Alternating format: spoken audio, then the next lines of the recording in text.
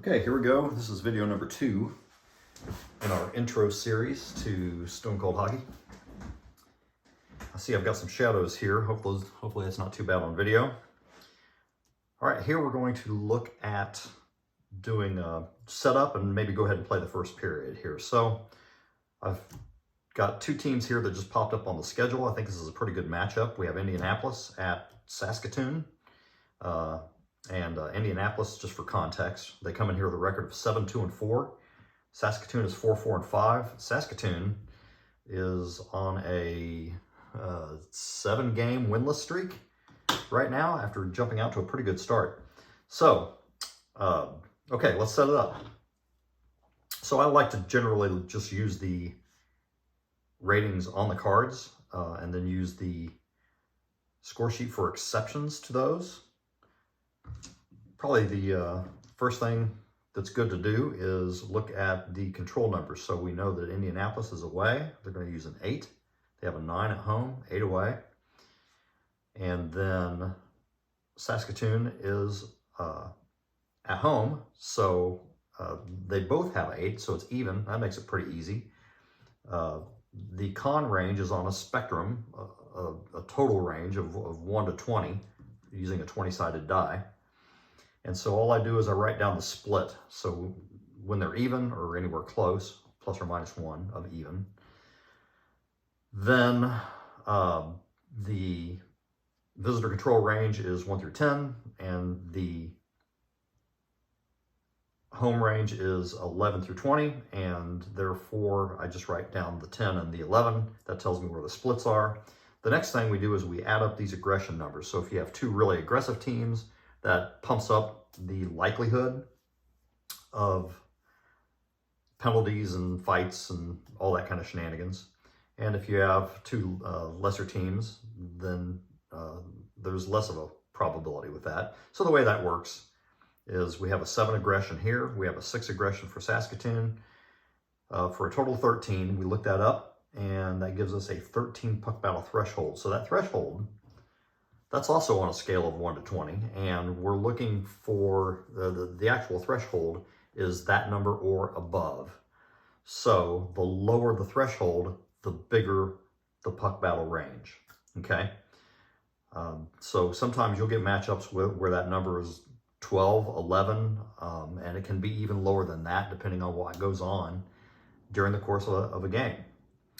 So there we go. That's the setup. For the most part, we got to do goalies. Rolling for Indianapolis. I rolled high, so they've got a backup starting. Frank Reeves.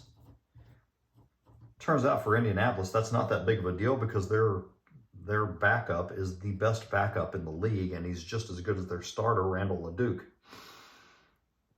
Meanwhile, Saskatoon, they need to roll lower. They did not.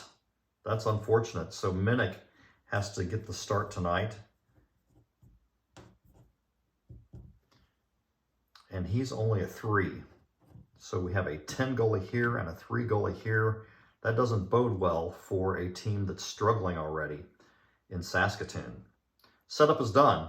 So how do we get this thing started? Let's go ahead and play a little bit. Timing, normal timing is what you use most of the time, and until you get to the empty net phase at the end. Normal D6, and you count down, and then you always roll a D20 with it, and that is to check that puck battle threshold. There are 2 ways that any given highlight can go, and that's either going to be an action attack sequence or a puck battle sequence. So here's how we get started. It's 3 minutes off, and I rolled high. I rolled a 19. So that tells me that's above that puck battle threshold number of 13. Therefore, this particular highlight is a puck battle sequence.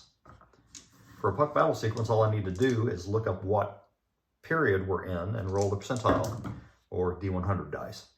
29, that is going to be a minor penalty and an injury and a hit.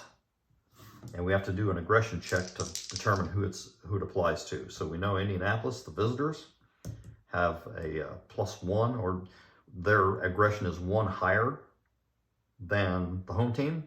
So the blue die is going to be the Indianapolis die, and we'll add 1 to it. They have a total of 6, so Saskatoon with a 17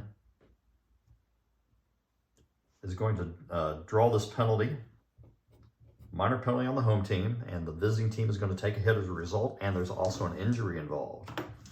So what a start here. Saskatoon trying to set the tone. So the injury table is down here in the corner. I roll a 3, so that's going to be -1 to Indianapolis's con range. So their range then is going to be reduced from 1 to 10 to 1 to 9. So I'm going to adjust Indianapolis as well. That's a contiguous range. So where they used to control 1 through 10, now they control 1 through 9, which subsequently expands Saskatoon's range from 11 through 20 to 10 through 20. Make sense? Okay, so meanwhile, I want to see who the penalty was on for Saskatoon. I like to track those. So Joe Phillips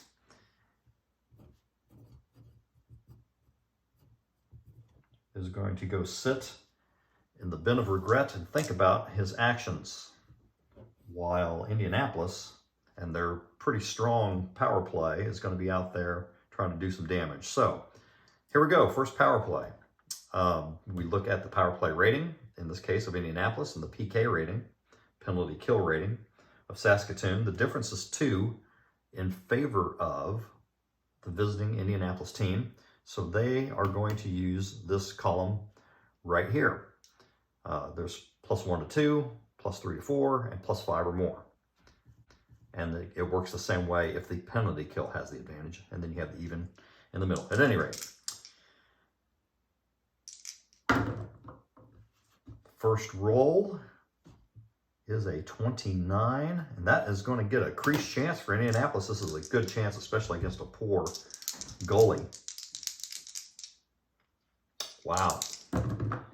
96 is a bad roll, though. A goalie of 2 makes that save. Minnick makes that save. Wow, in the crease, no less. That's pretty cool. 1 more minute remaining on the power play, and Indianapolis gets another roll. This time they are going to score on a rebound chance. Indianapolis takes the lead. This goal is by Will Ferguson.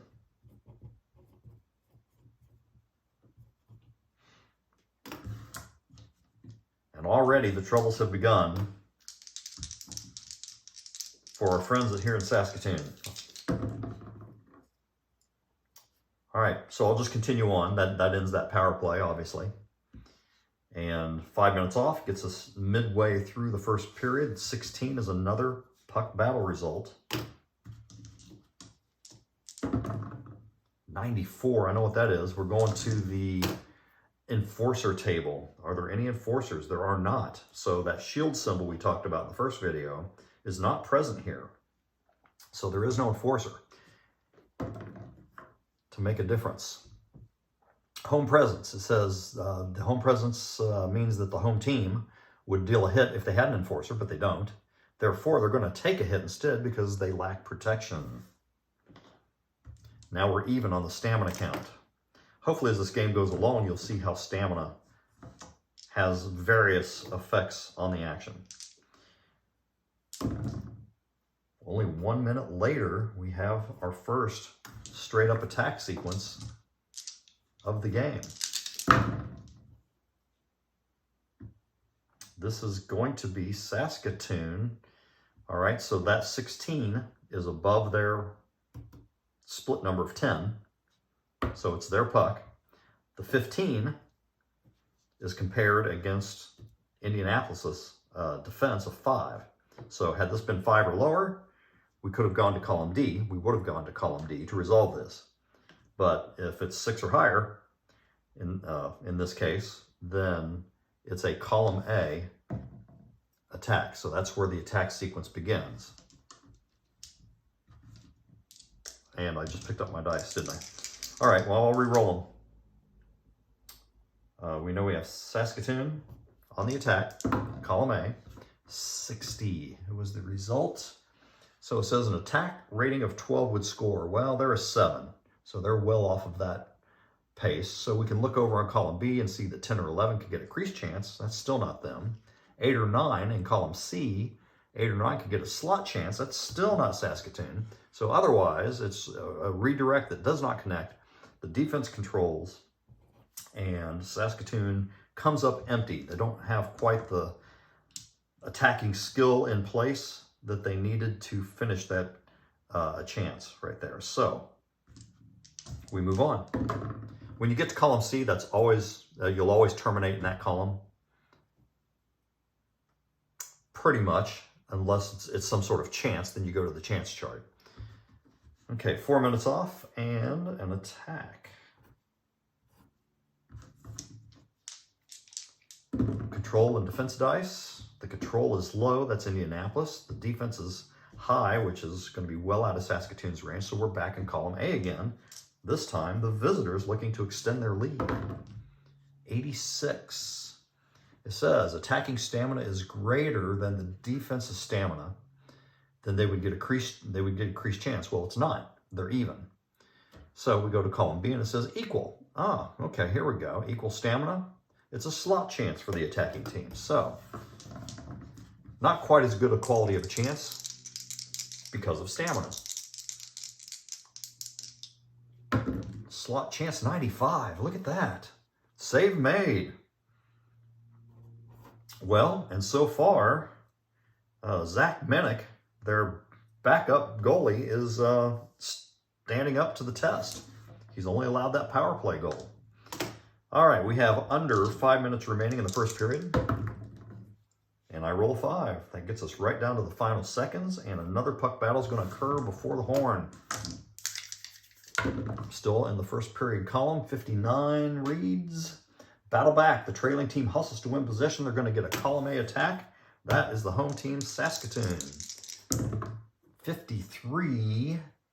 An attack 11 would score. 9 or 10, slot chance. 7 or 8. They are a 7. They get a point chance. So here comes a point chance for the home team. Point chances is your least of the 3 chances.